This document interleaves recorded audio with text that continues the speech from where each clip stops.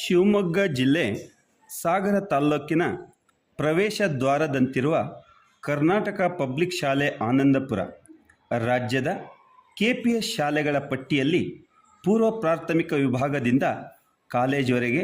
ಒಟ್ಟು 1065 ವಿದ್ಯಾರ್ಥಿಗಳ ದಾಖಲಾತಿಯೊಂದಿಗೆ ರಾಜ್ಯದ ಅತಿದೊಡ್ಡ KPS ಶಾಲೆಗಳ ಪಟ್ಟಿಯಲ್ಲಿ ಒಂದಾಗಿದೆ ಎಂದು ಹೇಳಲು ಹರ್ಷಿಸುತ್ತೇವೆ. ಅದೊಂದು ದಿನ ತಾನು ಓದಿದ ಶಾಲೆ ಹೇಗಿದೆ ನೋಡಬೇಕು ಎಂದು ಕರ್ನಾಟಕ ಪಬ್ಲಿಕ್ ಶಾಲೆಯ ಹಿರಿಯ ವಿದ್ಯಾರ್ಥಿ ಹಾಗೂ ಬೆಂಗಳೂರಿನಲ್ಲಿರುವ ಪ್ರತಿಷ್ಠಿತ ರೇಕ್ಯೂ ಕಂಪನಿಯ CEO ಆನಂದಪುರದ ನಿವಾಸಿಯಾದ ಪ್ರಕಾಶ್ ರುಕ್ಮಯ್ಯನವರು 30 ವರ್ಷಗಳ ನಂತರ ಶಾಲೆಗೆ ಭೇಟಿ ನೀಡುತ್ತಾರೆ. ಅಂದು ಅವರ ಮನಸ್ಸಿನಲ್ಲಿ ತಾನು ಓದಿದ ಶಾಲೆಗೋಸ್ಕರ ಏನಾದರೂ ಕೊಡುಗೆ ನೀಡಬೇಕೆಂದು ಬಯಸಿ, ಧಾನ್ಯ ಬೀಜ ಬಿತ್ತಿದರೆ 1 ವರ್ಷದ ಫಲ, ಹಣ್ಣಿನ ಬೀಜ ಬಿತ್ತಿದರೆ 10 ವರ್ಷದ ಫಲ, ವಿದ್ಯೆಯ ಬೀಜ ಬಿತ್ತಿದರೆ ಅದು 100 ವರ್ಷದ ಫಲ ಎಂಬಂತೆ ಉಪಪ್ರಾಂಶುಪಾಲರು ಮತ್ತು ಶಿಕ್ಷಕರನ್ನು ಸಂಪರ್ಕಿಸುತ್ತಾರೆ. ಮೊದಲ ಕೊಡುಗೆಯಾಗಿ KPS ಶಾಲೆಗೆ 14 ಲಕ್ಷ ವೆಚ್ಚದ ಸುಸಜ್ಜಿತ ಅನ್ನಪೂರ್ಣ ಅಡಿಗೆ ಕೋಣೆ ನಿರ್ಮಾಣ,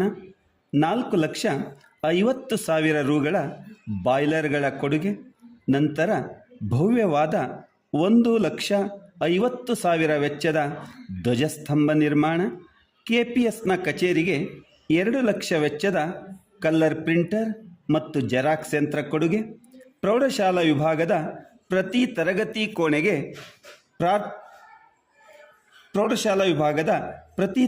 ಕೋಣೆಗೆ 18 ಲಕ್ಷ ವೆಚ್ಚದ ಸ್ಮಾರ್ಟ್ TV ಕೊಡುಗೆ, ಪ್ರಾಥಮಿಕ ವಿಭಾಗಕ್ಕೆ ನೂತನ ಕಚೇರಿ ತಯಾರಿಕೆಗೆ 8 ಲಕ್ಷ, ಕಾಲೇಜ್ ಮುಂಭಾಗ ಭದ್ರತೆಗೆ 3 ಲಕ್ಷ ರುಗಳ ಬ್ಯಾರಿಕೇಡ್ ನಿರ್ಮಾಣ ಹಾಗೂ ಇಡೀ ಆನಂದಪುರದ ಸುತ್ತಮುತ್ತಲ ಗ್ರಾಮಸ್ಥರು ನೆನಪಿಟ್ಟುಕೊಳ್ಳುವಂತಹ 75 ಲಕ್ಷ ರುಗಳ ಅನ್ನಪೂರ್ಣ ಸುಂದರ ಭೋಜನಾಲಯ, ಹೀಗೆ ಒಟ್ಟಾರೆಯಾಗಿ 1,30,00,000 ರುಗಳನ್ನು ಇದುವರೆಗೆ KPS ಆನಂದಪುರಂಗೆ ದೇಣಿಗೆ ರೂಪದಲ್ಲಿ ನೀಡಿ ಮುಂದಿನ 2 ವರ್ಷಗಳ ಅವಧಿಯವರೆಗೆ KPSನ ಸರ್ವಾಂಗೀಣ ವಿಕಾಸಕ್ಕೆ ಪಣ ತೊಟ್ಟಿರುತ್ತಾರೆ. ನಾವೆಷ್ಟು ಸುಖಿಯಾಗಿದ್ದೇವೆ ಎಂಬುದರ ಮೇಲೆ ಬದುಕಿನ ಸಾರ್ಥಕತೆ ನಿರ್ಧಾರವಾಗುವುದಿಲ್ಲ, ಬದಲಿಗೆ ನಮ್ಮಿಂದ ಎಷ್ಟು ಜನ ಸುಖಿಯಾಗಿದ್ದಾರೆ ಎಂಬುದರ ಮೇಲೆ ಅವಲಂಬಿತವಾಗಿರುತ್ತದೆ. ಸಾಧನೆಗಳು ಮಾತನಾಡಬೇಕೇ ವಿನಃ ಮಾತನಾಡುವುದೇ ಸಾಧನೆಯಾಗಬಾರದು ಎಂಬ ಉಕ್ತಿಯನ್ನು ಸಾಕಾರಗೊಳಿಸಿದ